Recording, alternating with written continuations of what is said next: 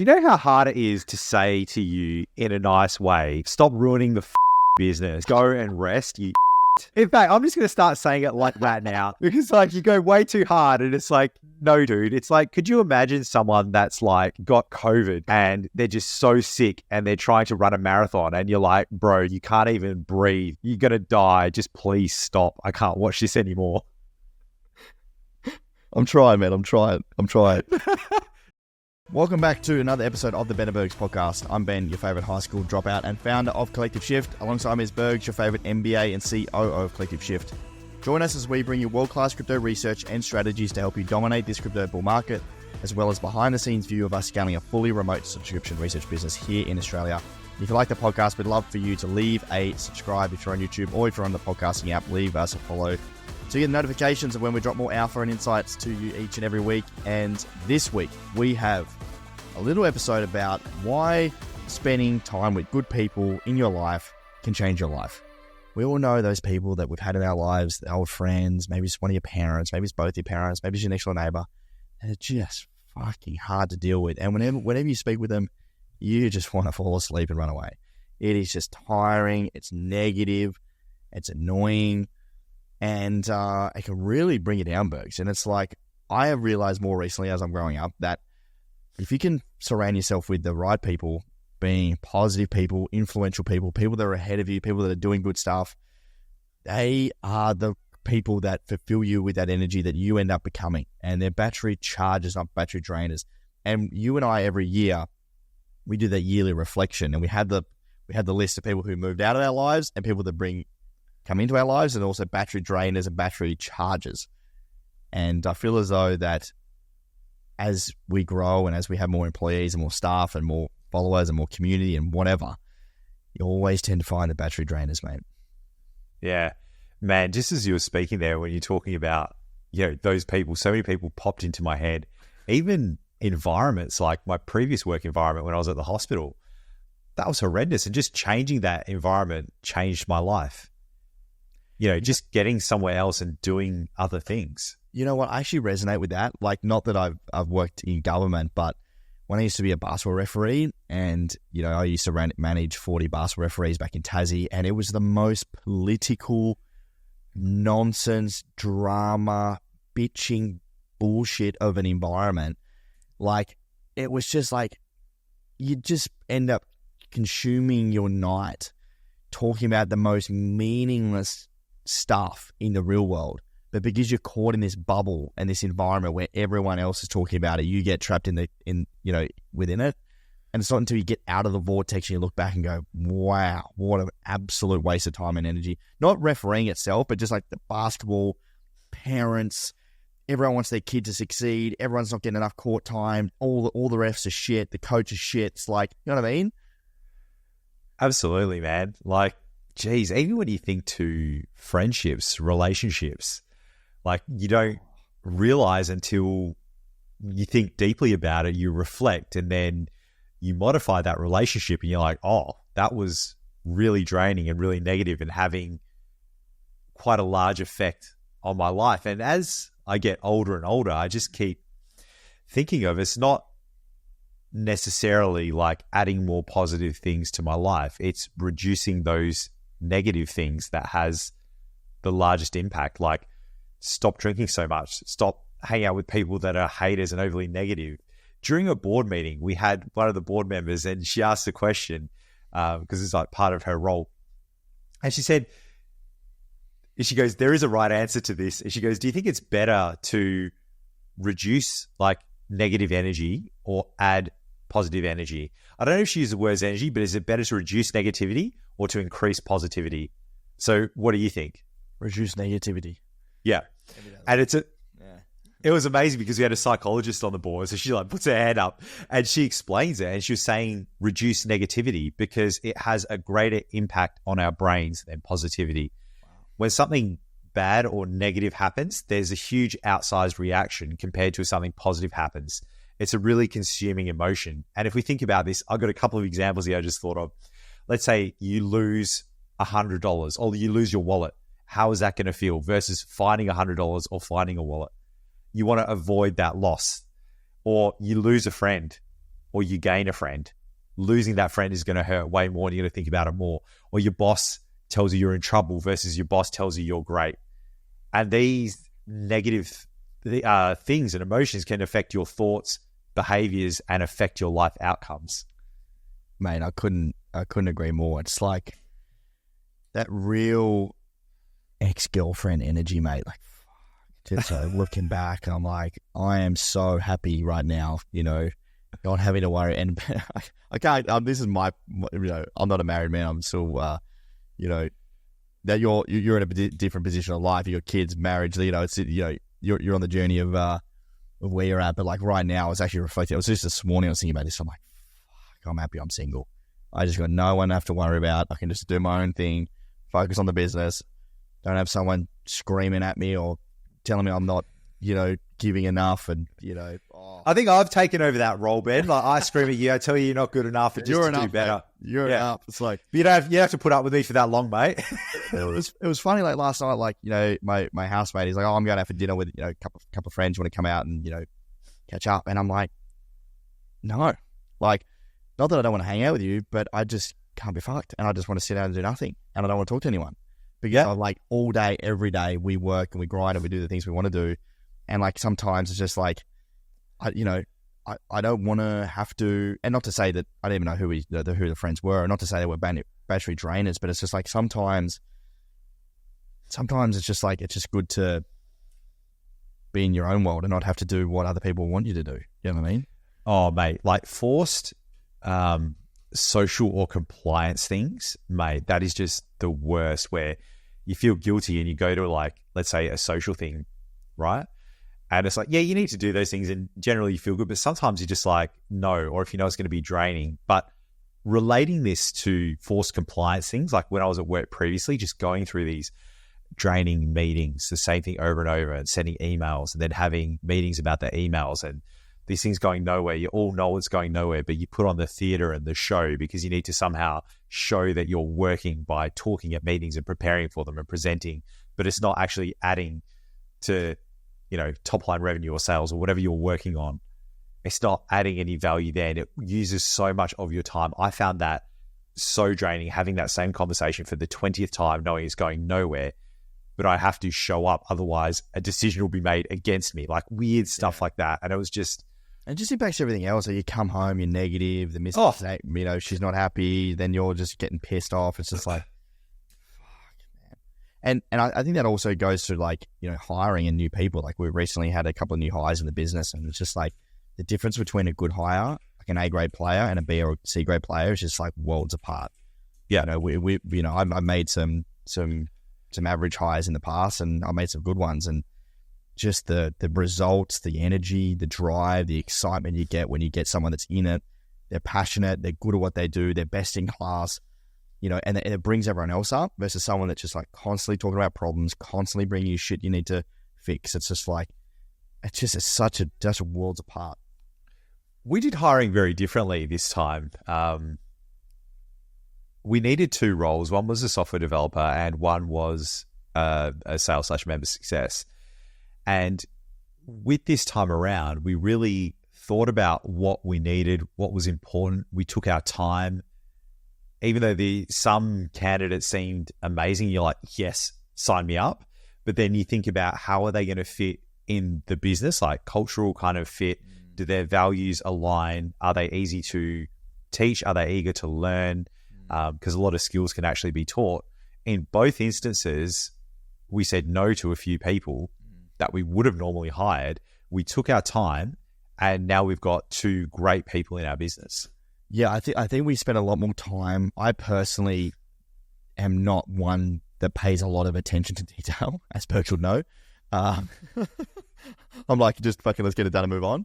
But that doesn't work when you've got new people, especially in really critical roles. So I spent a lot more time, developing a 90-day plan, a lot more time with the KPIs, a lot more time in the training, and it really took it out of me, and it was a lot. But to see where we are now with that person, and even in your developer Bergs, like what you see of those outcomes when you put in the right time and you wait to find that hell yes. Like that was one of the biggest lessons I've learned in hiring. It's like it has to be a hell yes. Like, you have to come off the back of your first or second interview going, this guy is fucking the guy or gal. And if not, it's not a hire. Yeah, if it's not a hell yes, it's a no. So at our latest EO forum, we had one guy, he's got a manager in his business, and he's like, oh yeah, but she's like this, but does a really good job. But then I haven't really done this, and I could be doing a lot of stuff better. But then I've told her to do this. She comes back and does that. Goes on and on and on. 10 minutes go by, 20 minutes, 30 minutes. And I just look at him and I'm like, bro, if it's not a hell yes, it's a no. You know the answer. You just don't want to go through the pain of hiring someone else. Mate, this is so funny, right? So I had this very similar scenario on my retreat recently. One of the guys in our EO group, he's talking about this person in his role, and she's not pulling a weight, and like he brought up like 3 or 4 times a day. Then he calls her up, and she's still not doing it. And he gets off the call. He's like, I don't know, guys. Like, maybe I'm not doing the right thing. Maybe I'm not pushing. And we're all just like, mate, shut the fuck up. Like, she's got to go. Like, she's, you're complaining about it. You're basically saying that, she's not an A-grade player, but you're still here. You just don't want to take action, right? And I think that's been the biggest thing that we've implemented, is that sort of hire, slow, fire, fast attitude. It's like, if it's not it, it's not it. That's exactly it. Like, we're not going to stay in the pain. And we even updated our company values. And one of the behaviors is we only do long-term things with long-term people. Like, that goes for our members, our platinum group, our B2B partners, and our staff. Yeah, 100%. And any deals we do along the way as well, it needs to be long-term with long-term people, not quickly get the money in and then ruin everything that just goes against our values. And just having that to look back on and base our decisions on has been life-changing in the business. Yeah, I agree. And also, I think the other thing that's that I've been trying to implement more is like doing more outside of business, because I'm so addicted to business. I love it too much, but it's also very much can play the other side, where it's like you're burnt out, you're cooked. I come to meetings, Burgers telling me I need to go to bed or shut the computer off because I'm just annoying him. Like, it's like, do you know how hard it is to say to you in a nice way, stop ruining the fucking business, go and rest, you idiot? Like, in fact, I'm just going to start saying it like that now, because like, you go way too hard, and it's like, no, dude. It's like, could you imagine someone that's like got COVID and they're just so sick and they're trying to run a marathon, and you're like, bro, you can't even breathe. You're going to die. Just please stop. I can't watch this anymore. I'm trying, man. I'm trying. No, but it's good because you really take it on board. Like, you listen. But it's my kryptonite too, right? Yeah, exactly. This was everyone I used to previously work with at the Fiona Wood Foundation was like this, where you work like your hair's on fire, but then you burn out. But working like your hair's on fire was what was rewarded, but you suffer and then you end up being less productive, but it wasn't seen that way within the organization. Yeah. Like, they didn't step back and look at it and be like, oh, okay, this is a pattern that's happening. And because that behavior was modeled and rewarded, that's what we all did. Yeah, and I think that's, again, going back to good people. Like, one of the best hires I made was bringing you on, Bergs, a couple of years ago. And initially it was more around a product-focused role. And I feel as though it's probably going to go back to more product-focused role, now or into the future. But, you as COO right now, and from a strategy perspective, has helped me focus my time, my attention, and cut out the shit that doesn't matter. Because I'm like the, what's it called? In EOS, it's like the, what's it called? The visionary, and you're the implementer. Integrator. So one of the things is, like, when you have good people around you that are giving you skill sets or insights that you don't have, or that aren't your skill sets, then that's what allows you to really create a lot of value and leverage. And I think that's what Bergs really helped me with, is like, I'll just go, but I might be working on stuff that doesn't really matter, or just doing shit half-assed, or not having the right time to think about what is the best thing to be working on.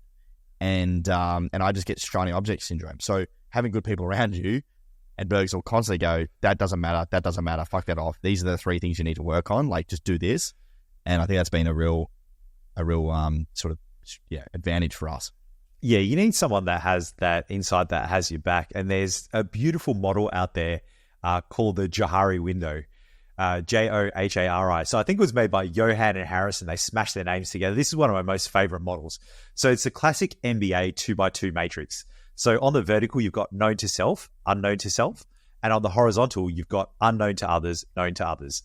So if you look at the known to self and known to others, that's the open self. This is information about you that both you know and others know.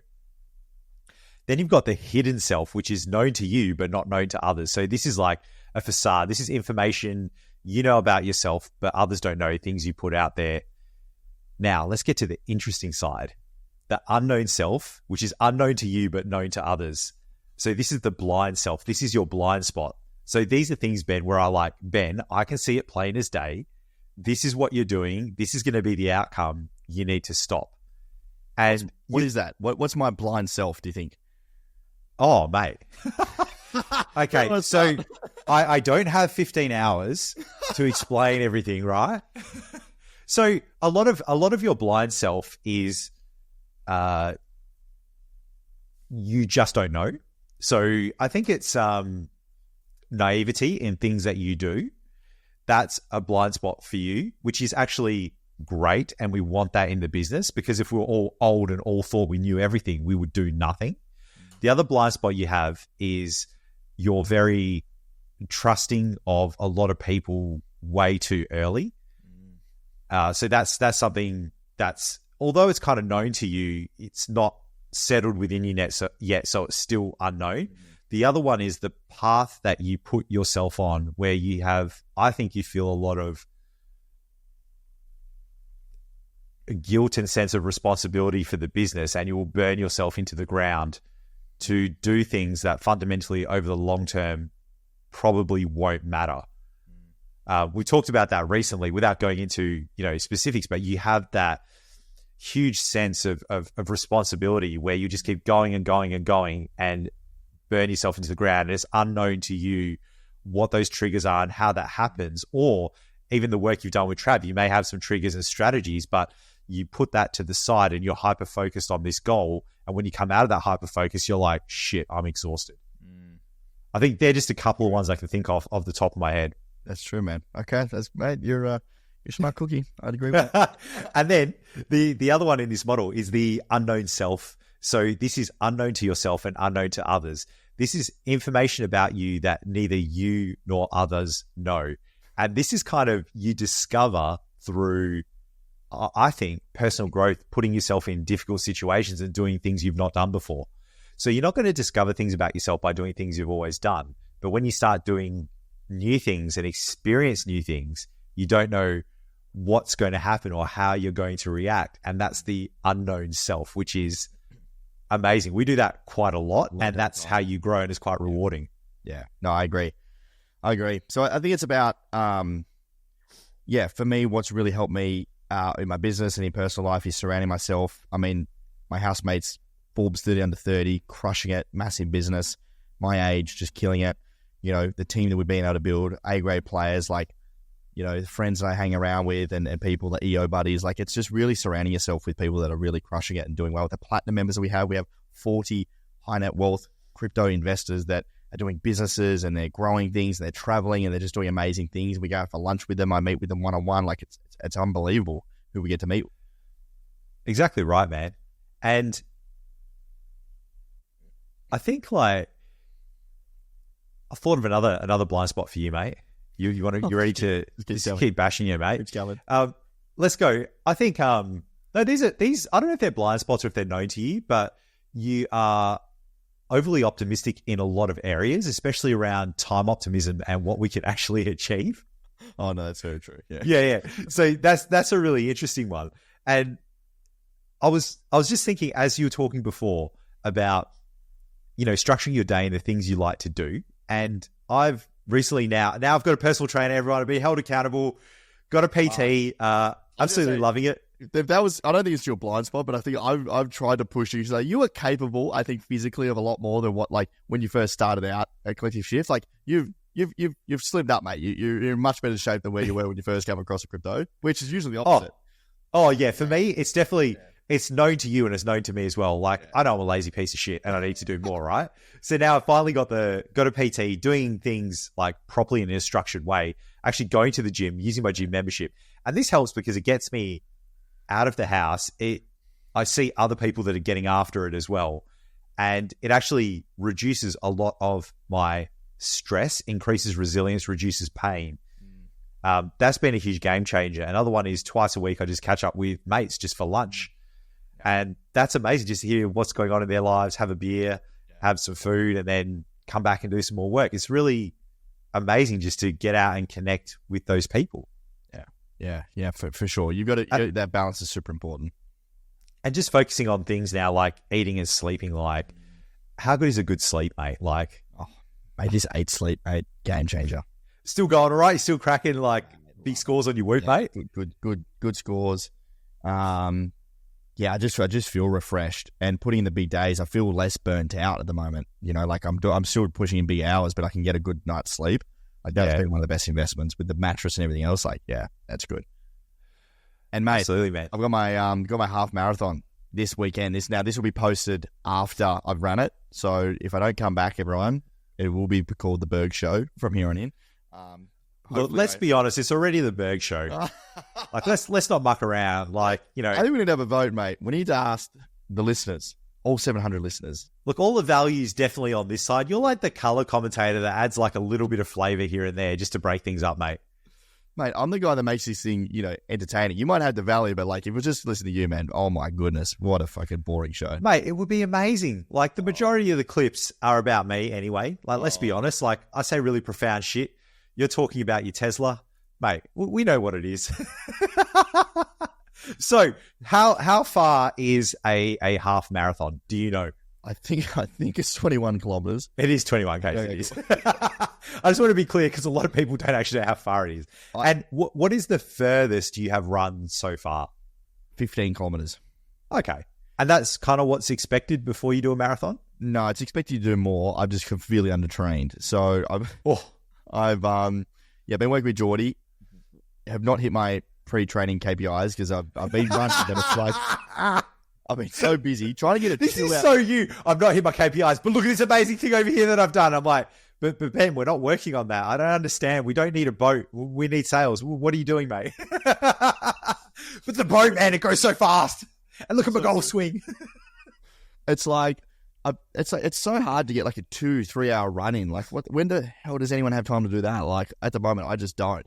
Mate, you're a single guy. You're 25. You just need to wake up and do it, mate. Just sack up. Jesus Christ. Here we go. You've had so long to train for this thing. Mate, so hang on. You're making it sound like I do nothing. I sit around like I'm a bum all day, mate.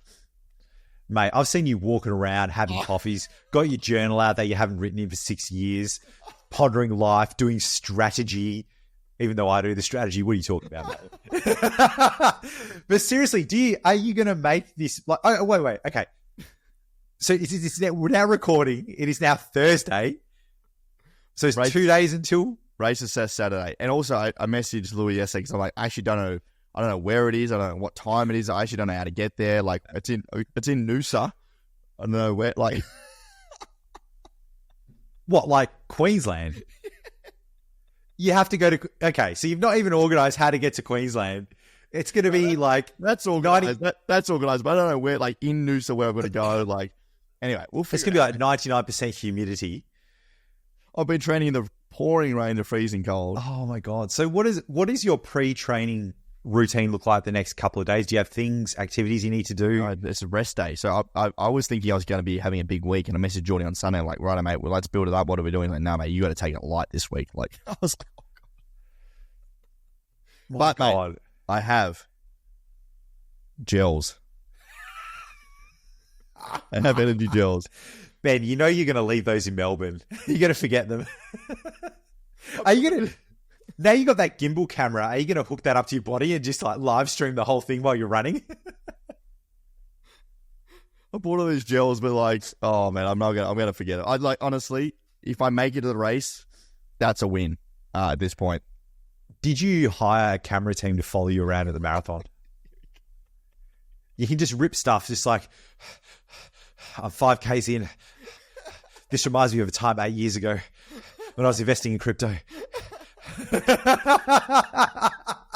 Like David Goggins style, mate. Think of the content, mate. No. The answer is Are you going with anyone, or are you just going by yourself? You're just rocking up. No, I'm going. I've got to make this running in Queensland, so you know, it'll be fine. We'll get there. We'll figure it out. You're not really instilling me with any confidence that you're going to make it, mate. Do you have like Is the goal just to make it, or do you have like a time goal or anything like that? Just to finish at this point. Really? But I'm not going to walk it. Like, I want to run the whole time. So, like, run the whole time and finish it is the plan. So I'm coming to Melbourne next week and your legs are not going to work. This is going to be amazing. I'm going to hook it up so we do a leg workout with Geordie. Mate, what's going to drive me is the shame and guilt I'll feel if I don't make it. Like, that's what drives me. It's like just the fear. You've talked it up for you've had quite a long time to prepare as well. And you're like, like last year, my big thing is I'm going bungee jumping and I'm doing this and I'm doing that. And you did it to your credit and you were scared shitless about that. You were terrified. Like you couldn't even talk about it. You're like almost vomiting. And now a marathon is a pretty big goal. So I'm keen to see if you do it. And then I'm also keen to see what your next goal will be after this. Maybe we'll do some goal setting next week, Ben. We get goals for each other. Okay. We'll have to go back to our yearly reflections because I feel as though we're on track. Yeah, I'm definitely on track. I was thinking about that the other day. We'll do a reflection. Maybe we'll do it in person next week out at Upside, like how we're actually going. Life's good, mate. I can't complain. Pod's going good. Business is good. Crypto's up. ETH's up. Half marathon. This is a key thing as well. Like we're talking about good people, positivity and reducing negativity. Things that really help me in life is having a goal to work towards. That really helps me and drives me. And having something to look forward to. Yeah, 100%. Like whether it's a holiday or, a new experience. Mate, the Platinum annual event in Singapore, Token 2049. That's going to be big. So Benenberg's listeners, if you are in the Platinum membership or you're looking to join our top tier, if you're a larger crypto portfolio owner, we are hosting an event for our Platinum members over in Token 2049. We might do a little Benenberg's. Catch up if there's some followers and listeners over there. Let us know. Hit us up on Twitter or LinkedIn or Twitter. Oh, I said that twice. Instagram, wherever. Let us know, and we might do a little pub catch up over in Singapore if you're going to the Token 2049 event. It's the largest crypto event in the Southern Hemisphere. But yeah, that's something to look forward to. We're going to be doing our big Platinum catch up over there, which will be super fun. I'm so keen for the food and beers, mate. It's going to be amazing. I love singers. All right, guys, let's wrap it up there. Thank you, everyone, for listening. If you liked the episode, we'd love for you to share it with a friend, a family member, or fellow crypto degen. That's how we grow the podcast each and every week, and we'll see you on the next episode. Thanks, champions.